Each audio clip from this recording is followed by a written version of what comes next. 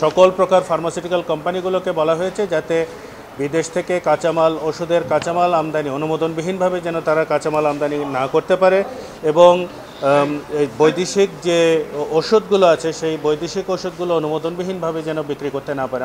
যেখানে আইনের মধ্যে পরিষ্কার করে বলা আছে যে সমস্ত রকমের দেশীয় এবং বিদেশি ওষুধের মূল্য নির্ধারণ করবে হচ্ছে সরকার, কিন্তু আমরা দেখেছি যে 2000 সন থেকে 2022 সন পর্যন্ত সরকার কোনো রকমের মূল্য নির্ধারণ করেনি।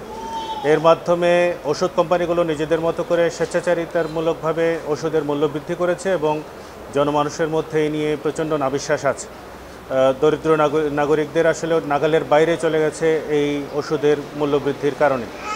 জীবন রক্ষাকারী ওষুধগুলো এখন অনেক ক্ষেত্রেই দুর্মূল্য এবং দুষ্প্রাপ্য হয়ে পড়েছে এবং তাদের অতিরিক্ত দামের কারণে অনেকের আওতার বাইরেই চলে গেছে, যারা কিনে খেতে পারছেন না।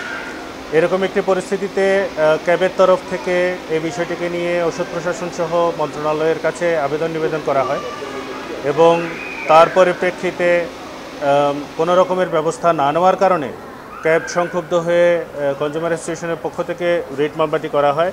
মহামান্য হাইকোর্ট বিভাগ গতকালকে এই রিট মামলাটি শুনেছেন এবং আজকে আদেশের জন্য রেখেছিলেন এবং বিজ্ঞ ডেপুটি অ্যাটর্নি জেনারেল মহোদয়কে বলেছিলেন যে ওনার যদি কোনো বক্তব্য থাকে তাহলে উনি যেন আজকে সেটা প্রদান করেন।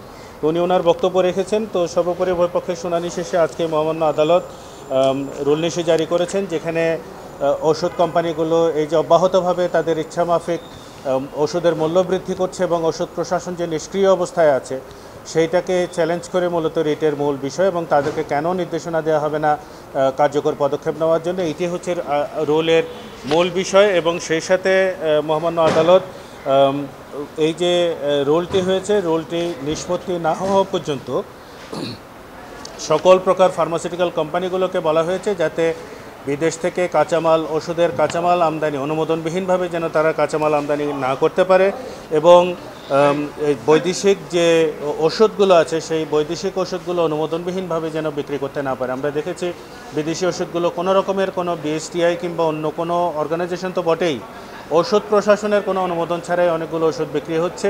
সেগুলো খুবই 2023 সনে যে ওষুধ সংক্রান্ত যে নতুন আইন হয়েছে সেই আইনের 30 ধারা অনুযায়ীও হচ্ছে সেগুলো শাস্তিযোগ্য অপরাধ।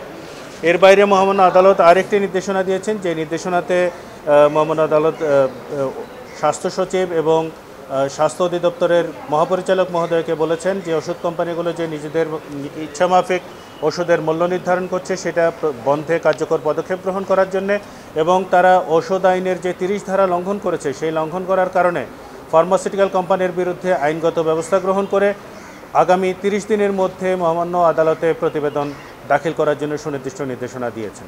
রিটটা করার পেছনে মূল কারণ ছিল যেহেতু আইনগতভাবে মূল এখতিয়ারটাই হচ্ছে ওষুধের মূল্য নির্ধারণের, এটি সরকারের এবং সরকারের একটি সংস্থা রয়েছে ওষুধ প্রশাসন, যারা হচ্ছে ক্ষমতাপ্রাপ্ত এই ওষুধের মূল্য নির্ধারণে।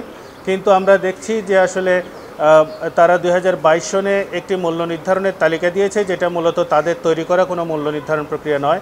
এখানে যে মূল্য নির্ধারণের জন্য মোট 10টি কমিটি কাজ করছে, যে কমিটিগুলো কাজ করছে সেখানে ওষুধ মালিক উৎপাদনকারী মালিকদের আসলে প্রতিনিধি আছে, ফলে এখানে কনফ্লিক্ট অফ ইন্টারেস্টের ব্যাপার আছে। মূল্য নির্ধারণের ক্ষেত্রে কোনো সঠিক পদ্ধতিও আসলে অনুসরণ করা হচ্ছে না।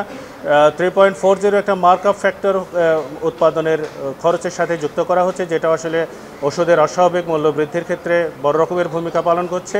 এই সমস্ত বিষয়গুলোকে কনসিডার করে আমরা ক্যাবের তরফ থেকে সংক্ষুব্ধ হয়ে ক্যাব আসলে এই মামলাটি দায়ের করেছে, যেহেতু এই ক্যাবের অ্যাবসলিউট এখতিয়ারের মধ্যে পড়ে এই ওষুধের বিষয়গুলোকে নিয়ে আইনি এবং অন্যান্য যে কোনো ধরনের বিষয় নিয়ে সোচ্চার হওয়ার এবং কাজ করার তাদের ম্যান্ডেটের মধ্যেই আছে, আইনের মধ্যেও আছে। ফলে ক্যাব সংক্ষুব্ধ হয়ে নাগরিকদের জায়গা থেকেই পাবলিক ইন্টারেস্টেই আসলে ক্যাবের তরফ থেকে এই মামলাটি করা হয়েছে।